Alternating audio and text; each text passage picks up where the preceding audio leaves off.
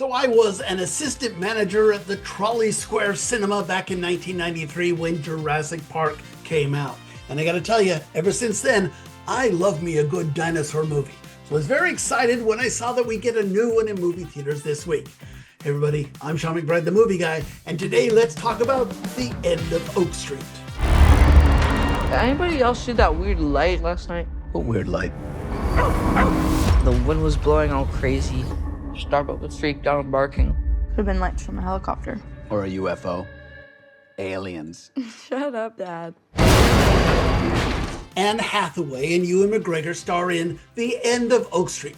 They play a married couple in the 1980s who wake one morning to find that their entire neighborhood has been transported 200 million years or so into the past. How do they know they've traveled into the past?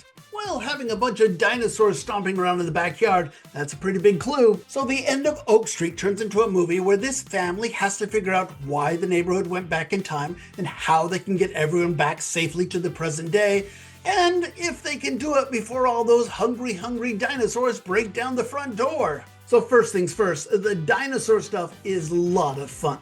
The special effects look solid, and I really enjoyed all the jump scares whenever a velociraptor jumped out of the bushes. I mean, I jumped in my seat several times. I think that's a lot of fun. And it's not all jump scares. There are plenty of moments of building tension whenever a T-Rex or a giant snake thing is sneaking up on our band of human survivors. Like I said, it works very well. But as much fun as the dinosaurs are, the humans are just idiots. I mean, they're constantly bickering and making bad decisions that puts everybody in jeopardy. Case in point, mom and dad are bickering about money problems and how to best raise their two kids, so they don't notice when the kids decide to sneak out of the house, even though those kids already know that hungry dinosaurs are patrolling the neighborhood.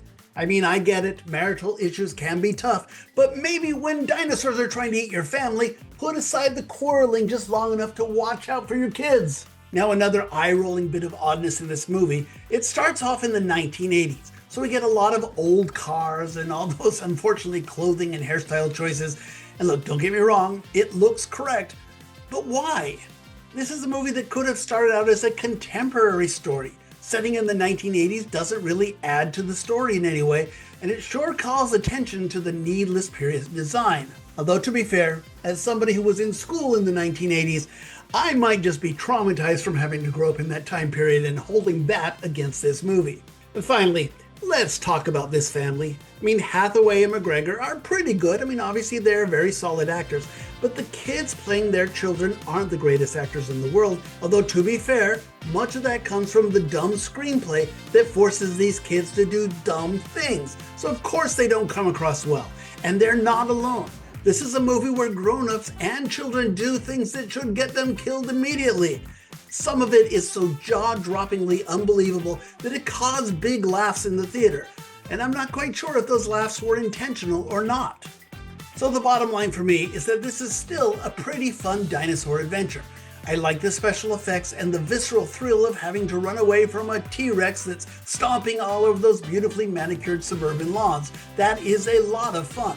But in between all of that comes the dumb character moments that made me roll my eyes in disbelief, to the point that I started hoping that the dinosaurs would chomp on one or two of these characters just so we wouldn't have to watch them anymore.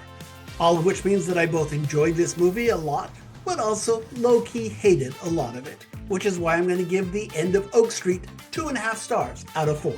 Now, to be fair, I must admit that I have been ragging on people lately for not having any suspension of disbelief in the movies. I mean, sometimes you have to forget about all the stupid minutia and just go with the emotional flow of the film.